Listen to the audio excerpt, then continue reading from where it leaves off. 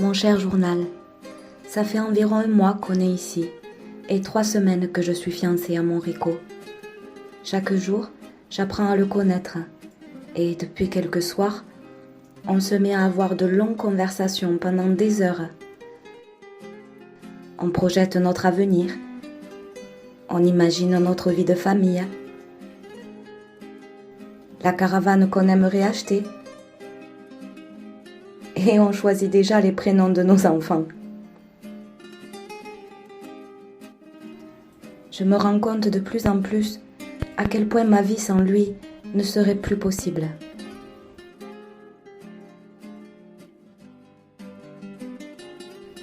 Mais malgré ces bons moments, mon journal, en ce moment, nous avons un souci dans notre famille. Les hommes ont du mal à trouver du travail et les revenus qu'ils ramènent sont très faibles.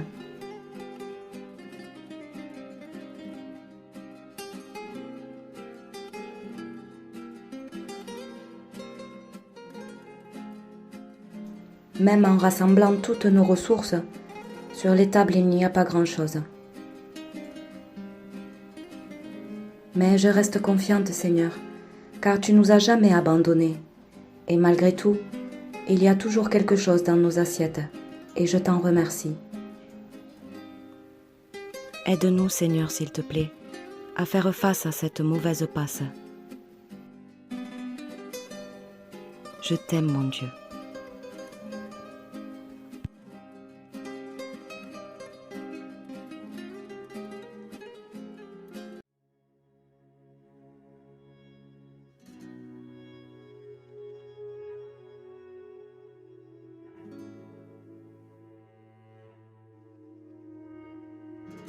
Mon cher journal, aujourd'hui s'est passé quelque chose de miraculeux. Quand j'y pense, j'ai encore du mal à le croire. Seigneur, comme tu es grand et bon avec nous.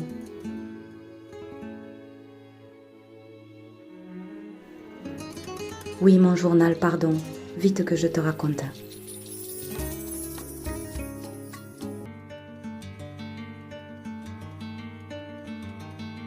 Cet après-midi, vers 4 heures, on a entendu le bruit d'un gros moteur qui approchait. On a commencé à se rassembler dans le camp et on regardait dans sa direction avec inquiétude.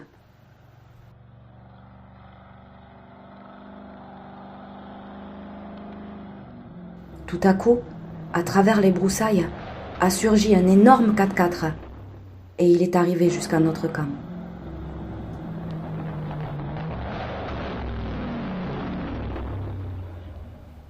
Un homme descend, grand, costaud, avec un chapeau et des bottes de cow-boy. Il était impressionnant. Notre inquiétude grandissait et se lisait sur tous nos visages. Mon père s'avance vers lui, suivi par mes oncles. L'homme vient aussi à sa rencontre. Bonjour, messieurs. Qui êtes-vous et que faites-vous sur mon terrain? Papa est resté surpris quelques secondes avant de lui répondre.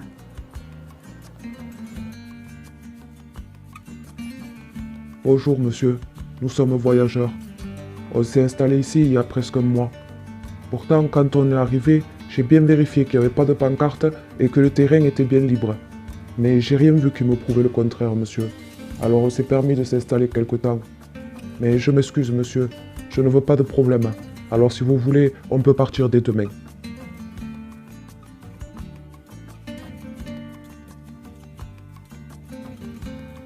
L'homme l'a laissé parler, avec un air compréhensif. Et après avoir regardé autour de lui et remarqué que tout était propre et entretenu, il lui a dit : Eh bien, monsieur, c'est moi qui vous fais mes excuses. Car j'ai pu voir en arrivant que mon panneau propriété privée était caché par du feuillage. J'aurais dû veiller à ce que ça n'arrive pas. C'est donc de ma faute. Et pour cette raison, je vous autorise à rester ici autant que vous voulez. Sur ces paroles, mon père avait le visage complètement étonné, suivi d'un grand sourire, et lui a serré la main amicalement en le remerciant. Cet homme avait l'air gentil, j'avais un bon pressentiment. Puis l'homme a demandé à mon père : Alors, comme ça, vous êtes gitan? Papa lui a répondu que oui, gitan catalan. Intéressé, l'homme lui a demandé si on savait jouer de la guitare. Alors là, il n'a pas fallu plus que ça pour que les garçons aillent les chercher. Papa l'a invité à notre table, lui a offert un verre de vin et s'en est suivi au moins 10 chansons.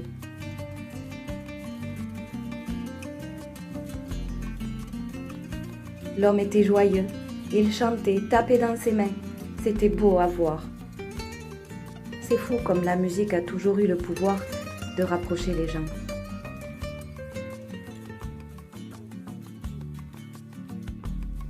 Puis l'homme nous a dit que sa femme était gitane aussi et qu'il voudrait lui faire une surprise. Alors il a proposé à toute la famille de le suivre jusqu'à chez lui, à quelques kilomètres d'ici, pour faire une grande fête.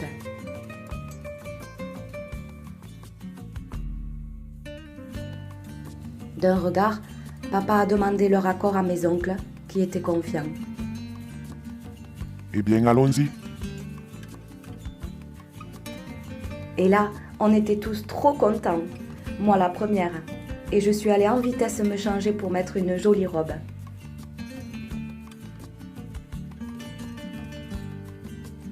Allez, en route! Le 4x4 menait notre groupe. C'était bizarre de suivre un étranger, mais tout le monde avait confiance, et surtout en papa.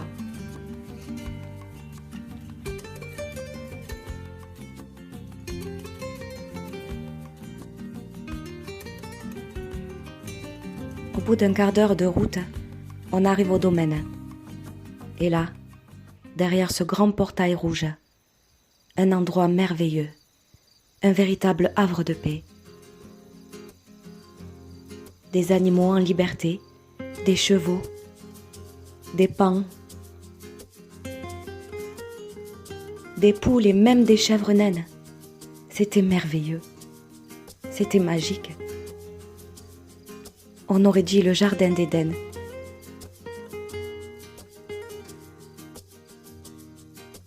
Une cascade naturelle qui se jette dans un bassin rempli de gros poissons rouges. Je ne sais pas comment il a fait, mais c'est le propriétaire lui-même qui l'a faite de ses mains. C'était incroyable, je n'avais jamais rien vu de pareil, à part dans la nature. J'étais en admiration, partout où je posais mes yeux. Un peu plus loin, un chemin, bordé d'oliviers, qui mène à un grand mas tout en pierre. On arrive à l'entrée, aussi magique que tout le reste. Un porche fleuri de roses. Elles embaumaient l'air de leur parfum. Et sous ce porche, une porte en bois voûté, ornée de la plus belle croix camarguaise que j'ai pu voir dans ma vie. L'homme l'a faite faire sur mesure par un ferronnier gitan. À l'intérieur, bien sûr, c'était aussi beau qu'à l'extérieur. Tout était décoré dans un esprit de la Camargue et de la Provence. Des murs blancs, peints à la chaux, dont un recouvert d'une collection de croix camarguaises. D'ailleurs, dans le salon, il y a une magnifique et unique statuette de Sainte Sarah. Tout ça m'est familier, ça me rappelle les saintes. Comme c'est bon de ressentir cette ambiance que j'adore. Et il y a des plantes partout dans la maison, et même au plafond. Puis dans la salle à manger, une grande table de ferme. On aurait presque pu tous y manger.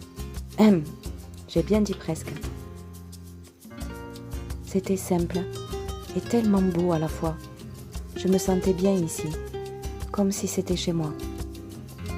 Pas de luxure, pas de faux semblants, pas de marque.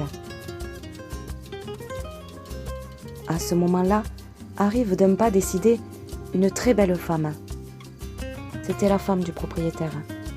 Surprise de nous voir si nombreux, elle a questionné son mari. Il lui a expliqué en quelques mots. Et tout à coup, la femme rayonne de joie et nous accueille comme sa propre famille. Nous installe à la table et commence à se précipiter pour nous servir à boire et à manger. En quelques minutes, elle avait dévalisé son frigo et ses placards et avait rempli la table de toutes sortes d'apéritifs, de charcuteries, de boissons. Et elle demandait à son mari de préparer une flambée dans la cheminée pour faire une grosse grillade. On se regardait tous en se disant que c'était incroyable. Qui étaient ces anges tombés du ciel? Mais moi, je souriais intérieurement, car je pensais à toi, Seigneur, et à ma prière que tu exauçais.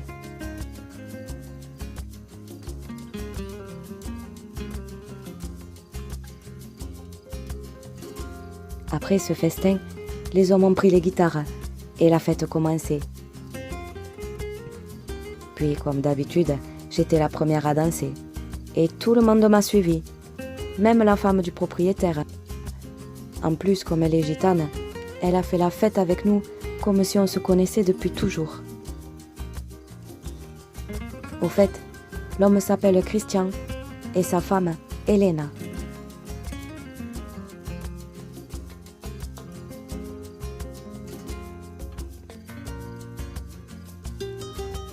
Tous les deux m'ont complimenté toute la soirée. Ils m'ont dit que j'étais belle, que je dansais bien, que j'étais merveilleuse. Ça me touchait beaucoup, car je ne voyais que de la gentillesse dans leurs yeux.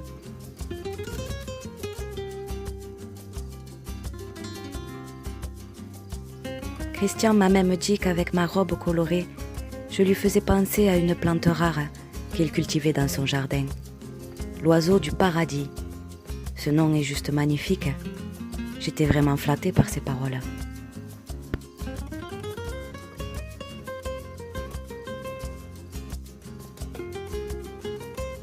À la fin de la soirée, enfin presque de la nuit, Christian a conduit papa dans une réserve au sous-sol de la maison. Et là, un véritable garde-manger. Il y avait de la nourriture pour vivre des mois, si ce n'est pas des années. Ce sont des gens très prévisibles et n'ont jamais cessé de remplir cette réserve en cas de coup dur.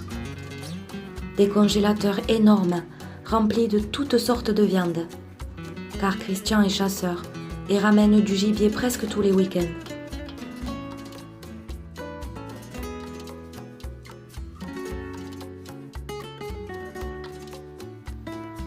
Et là, cerise sur le gâteau, Christian dit à papa de prendre tout ce qu'il faut pour notre famille et que tant qu'on serait sur son terrain, on ne manquerait de rien. Franchement, on n'avait plus de mots tellement c'était miraculeux. Moi qui pensais tout à l'heure à ma prière exaucée, j'étais loin de m'imaginer qu'elle serait réalisée à ce point. Avant de partir, le couple nous ont dit un au revoir chaleureux. Elena m'a serré très fort dans ses bras et m'a dit qu'on se reverrait souvent. Christian, lui, m'a tendu une petite cagette avec une belle plante à l'intérieur. Il m'a souri en me disant « C'est toi, petit oiseau du paradis ». Et je l'ai serré dans mes bras comme je l'aurais fait à un membre de ma famille.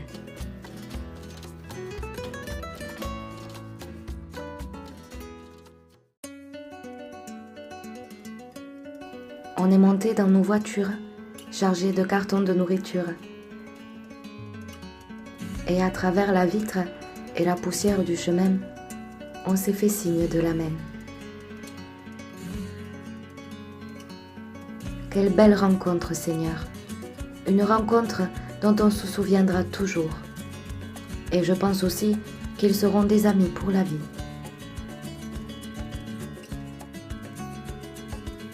Merci Seigneur. Merci pour tout ton amour et tout ce que tu fais pour nous chaque jour. Même quand le tunnel est sombre, il ne faut jamais perdre confiance, car tu es toujours là, Seigneur, pour éclairer de ta lumière. D'ailleurs, ça me rappelle une petite histoire que Majaï m'a racontée. Mais je te la raconterai plus tard, mon journal, car là, il est 5 heures du matin et je tombe de fatigue.